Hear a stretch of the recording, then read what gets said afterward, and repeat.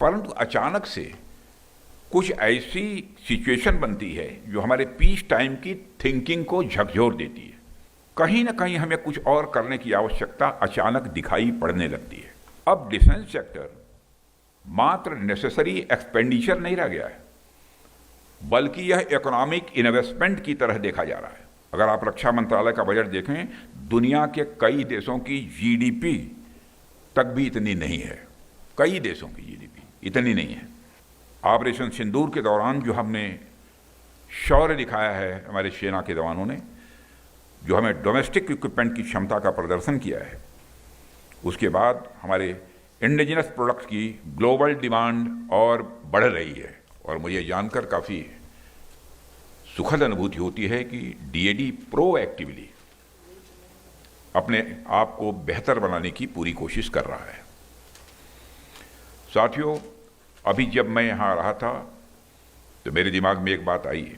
इस कॉन्फ्रेंस का नाम भले ही कंट्रोलर्स कॉन्फ्रेंस आपने रखा है, पर मुझे लगता है कि आपका माइंडसेट कंट्रोलर का नहीं होना चाहिए।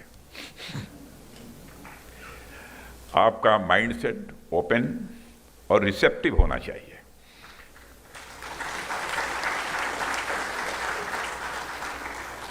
जिससे डिफेंस इकोसिस्टम में हो रहे चेंजेस को आप सभी स्टेक होल्डर्स के साथ ठीक तरीके से डिस्कस कर सकें और शेयर कर सकें। साथियों, आज जब मैं आपके बीच यहाँ हूँ तो मैं कहना चाहूँगा कि इस तरह के आयोजन हमें एक इंट्रोस्पेक्शन या सेल्फ एनालिसिस करने का भी अवसर देते हैं। इसमें हम सोच सकते हैं कि अब तक हमने क्या अच्छा किया है और आगे हमें क्या करना है। यह भी विचार करना है कि आगे और हमको कुछ रिफॉर्म्स करने की ज़रूरत है, तो वह रिफॉर्म्स क्या होनी चाहिए। आप सब भी शायद इस बात से हमारी सहमत होंगे कि जब हम सब मिलकर बैठते हैं तो अपनी बातें एक दूसरे के साथ शेयर करते हैं, तो उससे हमारी सोच और हमारे दृष्टिकोण का दायरा स्वाभाविक रूप से और अधिक वो व्यापक होता है। साथियों, मुझे ऐसा लगता है कि हमारे इस विभाग की जिम्मेदारी सिर्फ कागजों पर हिसाब किताब रखने तक ही सीमित नहीं है, बल्कि हमारे देश के सुरक्षा ढांचे का एक अहम हिस्सा भी है। और जब आप अपना काम ईमानदारी और एफिशिएंसी के साथ करते हैं तो उसका असर यहीं तक नहीं रहता है, इसका असर सीमा पर तैनात हमारे जवानों तक होता है। उन्हें भरोसा होता है कि उनके पीछे एक मजबूत व्यवस्था है, एक मजबूत सिस्टम है जो हर परिस्थिति में उनके साथ खड़ा रहेगा, उनका साथ देगा। साथियों, डिफेंस अकाउंट्स डिपार्टमेंट का नया मोटो ही मैं मानता हूं अपने में बहुत कुछ कहता है। अभी संस्थान का मोटो अलर्ट, एजाइल और एडेप्टिव है। ये वर्ड्स अपने आप में आपके वर्क कल्चर को दर्शाते हैं, या यूँ कहूँ कि एक प्रकार से आपके वर्क कल्चर के सार हैं, ये तत्व हैं। साथियों, आज मैं आपके सामने आ रहे चैलेंजेस, उनके सॉल्यूशन और अपॉर्चुनिटीज पर तो बात करूंगा ही, लेकिन उससे पहले मैं भारत के संदर्भ में अकाउंट्स के इतिहास की बातें भी आपसे कुछ करना चाहता हूं। आप सब अकाउंट डिपार्टमेंट से जुड़े हुए हैं, जाहिर सी बात है आपका अधिकांश काम स्प्रेडशीट्स या एक्सेल पर होता रहेगा, होगा, मैं ऐसा मानता हूं। अब तो कई सारी और नई टेक्नोलॉजीज भी आ गई हैं, मुझे बताने की आवश्यकता नहीं है, आप सब जानते ही हैं, जो कहीं ना कहीं आपके काम को आसान बनाती ही होंगी। लेकिन मैं आपकी यादों को थोड़ा सा पीछे ले जाना चाहता हूं। वैसे आपकी यादों को मुझे पीछे ले नहीं जाना चाहिए, लेकिन यह गुस्ताखी मैं पीछे ले जाने की कर रहा हूं। हमारे यहाँ अकाउंट्स को आमतौर पर बही खाता कहा जाता है, बोलचाल की भाषा में बही खाता कहते हैं। और आप में से जिन लोगों के परिवार में किसी ने कभी बिजनेस वगैरह किया होगा तो वह और अच्छी तरीके से इसे जानते होंगे। अगर किसी का बिजनेस से लेना देना नहीं रहा होगा, तब भी हम सब ने देखा है कि व्यापारियों के पास धागे से बंधी एक लाल रंग की डायरी होती थी और उसमें सारा हिसाब किताब लिखा रहता था। और कितने रुपये का माल आया, कितने रुपये का माल बेचा गया, किसने कितना बाकी लगाया और किसको कितना देना है, यह सारी चीज़ें उस लाल रंग की डायरी में लिखी रहती थी। और आपने देखा होगा कि प्रायः पिक्चर वगैरह जो देखते होंगे तो उसमें कभी इस प्रकार की डायरी रखने वाले की जो फोटोग्राफ आती है, कोई बिल्कुल नीचे देखता हुआ और चश्मे से आंख ऊपर की तरफ।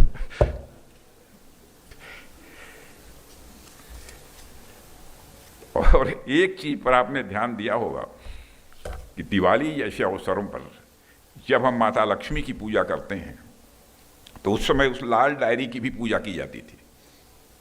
और आज भी कुछ लोग लाल डायरी रखते हैं, भले ही कंप्यूटर का ज़माना आ गया, सब कुछ हो गया, लेकिन लाल डायरी की एक अहमियत है, वो शुभ माना जाता है। यह अपने आप में कितनी बड़ी बात है। हमारे लिए अकाउंट्स सिर्फ कर्म ही नहीं है, बल्कि वो हमारे धर्म का हिस्सा है।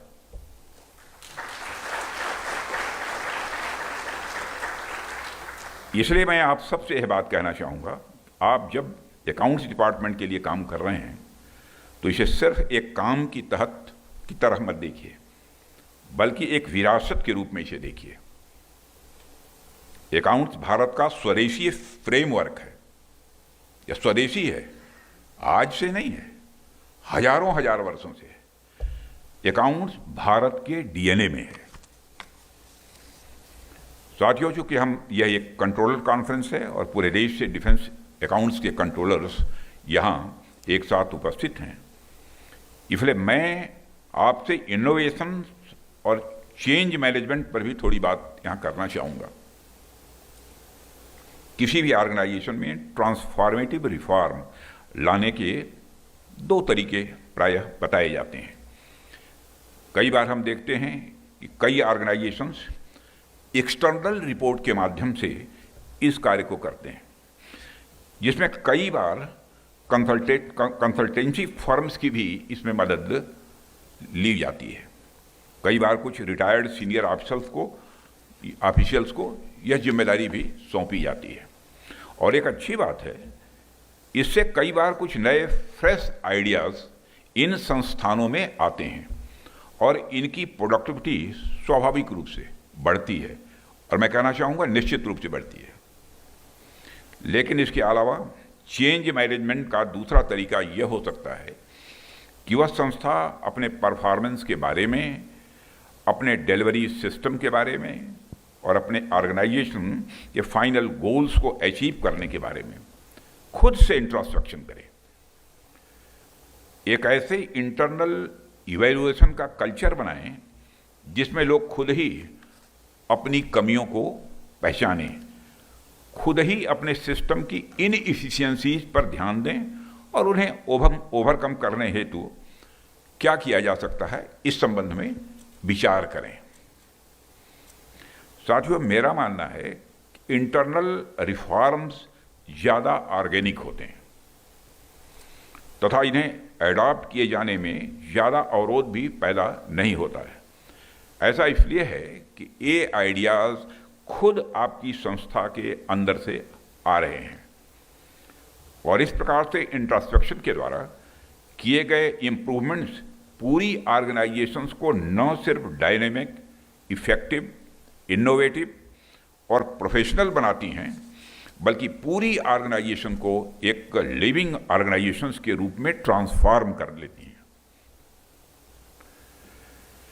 साथियों, आज डिफेंस सेक्टर में जो ट्रांसफॉर्मेटिव चेंजेज हो रहे हैं, थोड़े समय पहले तक ऐसा नहीं था।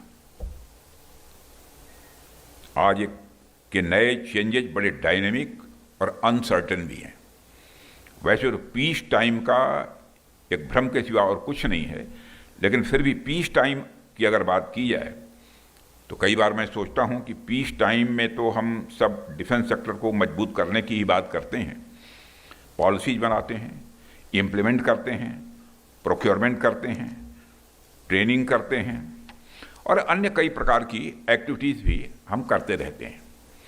परंतु अचानक से कुछ ऐसी सिचुएशन बनती है जो हमारे पीस टाइम की थिंकिंग को झकझोर देती है। कहीं ना कहीं हमें कुछ और करने की आवश्यकता अचानक दिखाई पड़ने लगती है। इसे मैं आपको एक उदाहरण के साथ बतलाना चाहूँगा। मान लीजिए कि हम एक विशेष प्रकार की इक्विपमेंट या एमिनेशन की एनुअल प्रोडक्शन किसी एक खास संख्या तक कर रहे हैं, खास नंबर की हमको इतना करना है और उतना कर पाते हैं, जिसे हम इस्टेब्लिश प्रोडक्शन कैपेसिटी के नाम से जानते हैं। अब अचानक कोई ऐसी परिस्थिति आ जाए कि हमें इस इक्विपमेंट या एमिनेशन की ज़्यादा आवश्यकता पड़ जाए, तो उसकी उपलब्धता कैसे होगी? उसके लिए हमारे पास क्या प्लान होना चाहिए? ऐसी स्थिति में हमें क्या तैयारी रखनी चाहिए? इसके बारे में भी हमें पीस टाइम में ही विचार करना पड़ेगा। साथियों, फाइनेंशियल मैनेजमेंट के क्षेत्र में भी यह बात लागू होती है। नॉर्मल या रूटीन वर्क पीस टाइम की एक एक्टिविटी है, परंतु किसी अचानक आई सिचुएशन की वजह से अगर मैनेजमेंट या डिसीजंस मेकिंग में आवश्यक बदलाव लाना पड़े, तो उसके लिए हमारे पास क्या इनोवेटिव टेक्निक्स होंगे, इस पर भी हम सबको विचार करने की लगातार आवश्यकता है। साथियों, इसके पहले जब मैं आपके बीच आया था तो मैंने कहा था कि फाइनेंशियल मैनेजमेंट को आगे बढ़ाते हुए डिफेंस इकोनॉमिक्स के क्षेत्र में भी आप आगे कदम बढ़ाएं।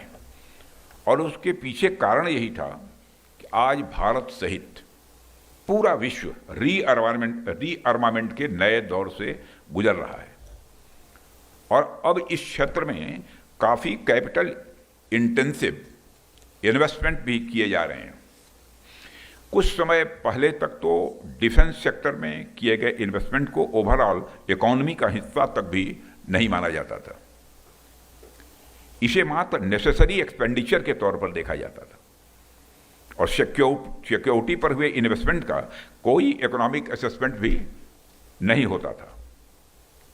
लेकिन आज के दौर में जब रीअर्मामेंट और इससे रिलेटेड इन्वेस्टमेंट में तेजी से वृद्धि हो रही है, तब हमें डिफेंस इकोनॉमिक्स पर विशेष ध्यान देने की जरूरत है। आज यूएसए और यूरोपियन नेशन सहित लगभग सभी बड़े देश अपने डिफेंस एक्सपेंडिचर को यह तेजी से बढ़ा रहे हैं। ऐसे में डिफेंस इकोनॉमिक्स की इंपॉर्टेंस स्वाभाविक रूप से और बढ़ जाती है। अब डिफेंस सेक्टर मात्र नेसेसरी एक्सपेंडिचर नहीं रह गया है, बल्कि यह इकोनॉमिक इन्वेस्टमेंट की तरह देखा जा रहा है, जिसका इकोनॉमी पर मल्टीप्लायर इफेक्ट हो रहा है। साथियों, आज डिफेंस सेक्टर न सिर्फ खुद वृद्धि कर रहा है, बल्कि दूसरे सेक्टर्स की वृद्धि में भी अपना कंट्रीब्यूशन दे रहा है। आप सबको तो पता ही होगा, 2016 में हमारे प्रधानमंत्री जी की दूरदर्शिता के कारण सरकार ने गवर्नमेंट ई मार्केट प्लेस यानी जीएम की शुरुआत की थी और आज यह ग्लोबल लेवल पर सबसे बड़ा एक सार्वजनिक ई प्रोक्योरमेंट प्लेटफॉर्म में से एक है। और यह देखकर मुझे खुशी होती है कि जीएम की इस विकास यात्रा में रक्षा मंत्रालय का बहुत बड़ा योगदान है।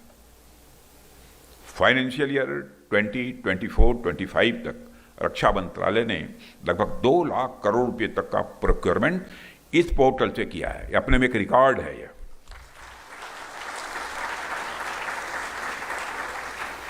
मैं यहां कॉम्पिटेंट फाइनेंशियल अथॉरिटीज और इंटीग्रेटेड फाइनेंशियल एडवाइजर्स समेत सभी स्टेक होल्डर से आग्रह करूंगा कि आप सब इस जेम पोर्टल का मैक्सिमम यूटिलाइजेशन करें, ताकि पब्लिक प्रोक्योरमेंट में ट्रांसपेरेंसी और प्रायोरिटी को और बढ़ाया जा सके तथा प्राइवेट सेक्टर का पार्टिसिपेशन हमारे प्रोक्योरमेंट प्रोसेस में और बढ़े। साथियों, इसके अलावा हम सब लगातार देख रहे हैं कि डिफेंस में टेक्नोलॉजी का इस्तेमाल, खासतौर पर एडवांस कटिंग एज टेक्नोलॉजी का इस्तेमाल बहुत ही बढ़ गया और ये आगे बढ़ता जाएगा। ज़्यादातर ये टेक्नोलॉजी ड्वेल यूज की होती हैं। इंटरनेट हो, न्यूक्लियर एनर्जी हो, जीपीएस सिस्टम हो, इन सब टेक्नोलॉजीज को शुरुआत में डिफेंस सेक्टर में यूज करने के लिए ही बनाया गया था। लेकिन आज यह टेक्नोलॉजी ग्लोबल इकोनॉमी की बैकबोन बन चुकी है। ऐसे और भी कई इनोवेशन होंगे जिन्हें डिफेंस सेक्टर के लिए बनाया गया होगा, लेकिन आज उनका सिविलियन यूज भी बहुत तेजी के साथ हो रहा है। इस संदर्भ में मेरा आपसे आग्रह है कि आप किसी प्रोजेक्ट का इकोनॉमिक इम्पैक्ट एसेस करते समय उसके सिविलियन यूज की फिजिबिलिटी और उससे होने वाले सोशल इम्पैक्ट को भी एनालाइज करने का अपनी तरफ से प्रयास करें। विशेष रूप से रिसर्च एंड डेवलपमेंट प्रोजेक्ट्स के प्रपोजल्स का इकोनॉमिक असेसमेंट के साथ साथ आप सोशल असेसमेंट भी करें, इसका सोशल इम्पैक्ट कितना होता है। हमें यह भी देखना चाहिए कैसे ये प्रोजेक्ट्स आत्मनिर्भरता की दिशा में हमें आगे बढ़ाएंगे और इनका एम्प्लॉयमेंट जनरेशन पर क्या इम्पैक्ट होगा, क्या असर पड़ेगा। साथियों, माननीय प्रधानमंत्री जी के विजन के अनुसार अभी पिछली कैबिनेट में हमने रिसर्च, डेवलपमेंट एंड इनोवेशन यानी RDI स्कीम की भी एक नई शुरुआत की है। आप लोगों ने देखा होगा, लगभग सभी समाचार पत्रों के फ्रंट पेज पर यह न्यूज थी। 1 लाख करोड़ रुपए की लागत वाली यह स्कीम हाई एंड प्रोजेक्ट्स और इंपॉर्टेंट टेक्नोलॉजीज की प्राप्ति को बढ़ावा देगी। इसमें डिफेंस सेक्टर को भी प्रायोरिटी दी गई है और आपको यह देखना होगा कि इस स्कीम को हम कैसे जल्द से जल्द इफेक्टिवली इंप्लीमेंट कर पाएं और डिफेंस मैन्युफैक्चरिंग कैसे इस रिसर्च एंड डेवलपमेंट प्रोजेक्ट्स को फैसिलिटेट कर पाए। साथियों, इसके अतिरिक्त आपने देखा होगा कि डिफेंस एक्विजिशन काउंसिल ने पहली बार जेम पोर्टल से कैपिटल प्रोक्योरमेंट के लिए भी मंजूरी दे दी है, पहली बार यह। और निश्चित रूप से यह एक स्वागत योग्य कदम है और इससे जुड़ी एक्टिविटीज के लिए भी आपको भविष्य में मैं मानता हूं कि तैयार रहने की जरूरत होगी। साथियों, डिफेंस अकाउंट्स डिपार्टमेंट हमेशा से ही अपने कस्टमर सेंट्रिक अप्रोच के लिए जाना जाता रहा है। सैनिकों और हमारे वेटरन्स का ध्यान रखने की जो जिम्मेदारी आपको दी गई है उसका आपने हमेशा ईमानदारी के साथ आपने निर्वहन किया है। किया है का मतलब यह नहीं कि नहीं कर रहे हैं, किया भी है, कर भी रहे हैं। और इस जिम्मेदारी को प्रभावी ढंग से निभाने के लिए आपने स्पर्श यानी सिस्टम फॉर पेंशन एडमिनिस्ट्रेशन रक्षा नामक एक पूर्णतः डिजिटल और पारदर्शी प्लेटफॉर्म भी डेवलप किया है। और मुझे कहते हुए खुशी होती है कि आज तक लगभग 32 लाख से भी अधिक रक्षा पेंशनरों को इस प्रणाली से जोड़ा जा चुका है। 32 लाख से ज्यादा। लाखों वेटरन्स को करोड़ों की संख्या में धनराशि पेंशन के रूप में भेजी जाती है, लेकिन अभी कुछ इसमें कठिनाइयां हैं, मैं जानता हूं, और उसका निराकरण करने की भी कोशिश की जा रही है। जब मैं अपने वेटरन्स के लिए इस तरह के प्रयास होते हुए देखता हूं तो मेरे जहन में यह आता है कि our strength is not just in the size of our defence budget but in the size of our hearts and in the size of our gratitude for their sacrifice. साथियों, हमारे वेटरन्स ने देश के लिए अपनी जान की बाजी तक लगाई है, इसलिए इनके और इनके परिवार के लोगों के लिए काम करना तो मैं समझता हूं कि हमारा एक सामान्य कार्य नहीं है, यह हमारा धर्म है। ध्यान दीजिए कि मैंने यह कहा कि हमारा धर्म है, यह कोई एहसान या फिर कोई दान नहीं है, यह धर्म है। इसलिए मैं स्पर्श आउटरीच प्रोग्राम के लिए विशेष बधाई देता हूं, क्योंकि इसके माध्यम से आप वेटरन्स की समस्याओं को उनके डोर स्टेप पर जाकर सुलझा रहे हैं। साथियों, इसके अलावा मुझे यह भी जानकारी दी गई है कि डिपार्टमेंट इस समय 2 अन्य महत्वपूर्ण सिस्टम, कॉम्प्रिहेंसिव पे सिस्टम और सेंट्रलाइज्ड डाटाबेस मैनेजमेंट सिस्टम पर भी इस समय काम कर रहा है, जो फिलहाल कंसेप्चुअल स्टेज में है। ये सिस्टम मिलकर एक ऐसा इंटीग्रेटेड इकोसिस्टम तैयार करेंगे जो न केवल डिफेंस पर्सनल के वेतन और डाटा मैनेजमेंट को सिंप्लीफाई करेगा, बल्कि रियल टाइम इनसाइट्स और फास्ट डिसीजन मेकिंग को भी यह संभव बनाएगा। और साथियों, मुझे जानकर खुशी हुई है कि controller general of defence accounts और उनकी team defence finance and economics के क्षेत्र में एक विजन डॉक्यूमेंट और एक रोड मैप निर्धारित करने के लिए पूरी निष्ठा से प्रयासरत है, और मैं उनके इस पहल का स्वागत करता हूं और इसके लिए मैं बधाई भी देता हूं श्री बैंक शर्मा, उनकी पूरी टीम को। अब मेरी अपेक्षा है कि यह प्रयास केवल कागजों तक सीमित न रहे। मैं जानता हूं नहीं रहेगा, मैं कॉन्फिडेंट हूं, लेकिन मुझे कहना चाहिए इसलिए कह रहा हूं, बल्कि इसे निर्धारित, क्योंकि हमारी जिम्मेदारी यह है कि समय समय पर काशस करते रहना, जगाते रहना। कहीं काम करते करते कभी कभी थकावट भी आ जाती है, आंख बंद होने लगती है, तो कोई ना कोई चाहिए जो कि समय समय पर अलर्ट करता है। और इसलिए मैं कह रहा हूं कि इसको समय सीमा के भीतर इंप्लीमेंट करने की बात, ताकि यदि कहीं कोई अवरोध उत्पन्न होता है तो समय रहते हुए कोर्स करेक्शन भी संभव हो पाए।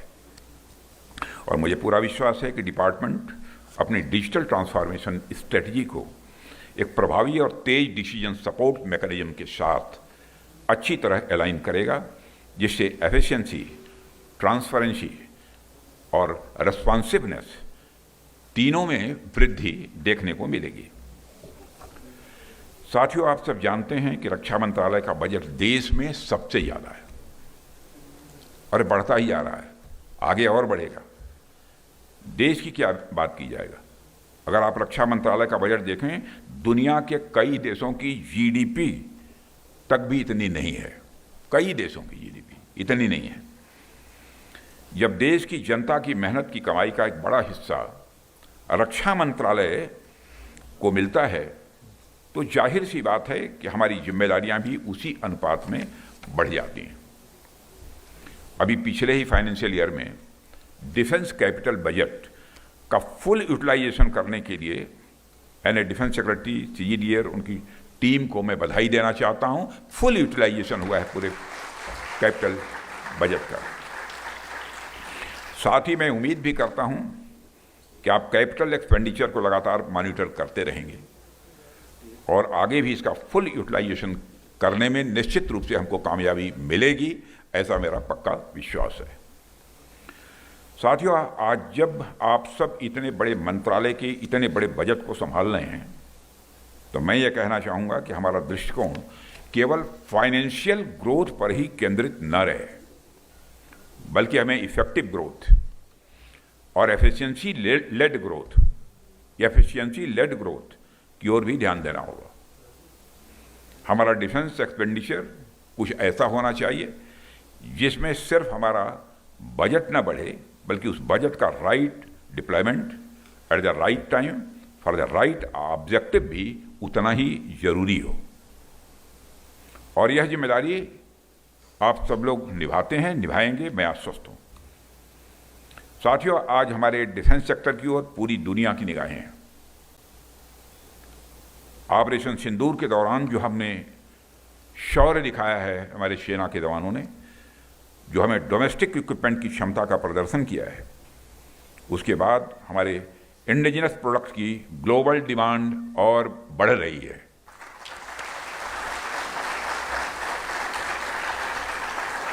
कुछ समय पहले मैं Stockholm International Peace Research Institute की एक रिपोर्ट पढ़ रहा था। उसमें उन्होंने ये बताया है कि वर्ल्ड मिलिट्री एक्सपेंडिचर 2024 में बढ़कर $2.7 ट्रिलियन से ज़्यादा हो गया है। 2.7 ट्रिलियन डॉलर से ज़्यादा हो गया है। सोचिए, इतना बड़ा मार्केट हम लोगों का इंतजार कर रहा है, इतना बड़ा मार्केट हम लोगों का इंतजार कर रहा है। और हमारी डिफेंस इंडस्ट्री के सामने अब अपार संभावनाएं हैं। आपको डिफेंस एक्सपेंडिचर में होने वाले बदलाव के लिए खुद को तैयार करना होगा। और साथियों, प्रधानमंत्री जी की लीडरशिप में हम रक्षा क्षेत्र में तेजी से आत्मनिर्भरता की ओर बढ़ रहे हैं।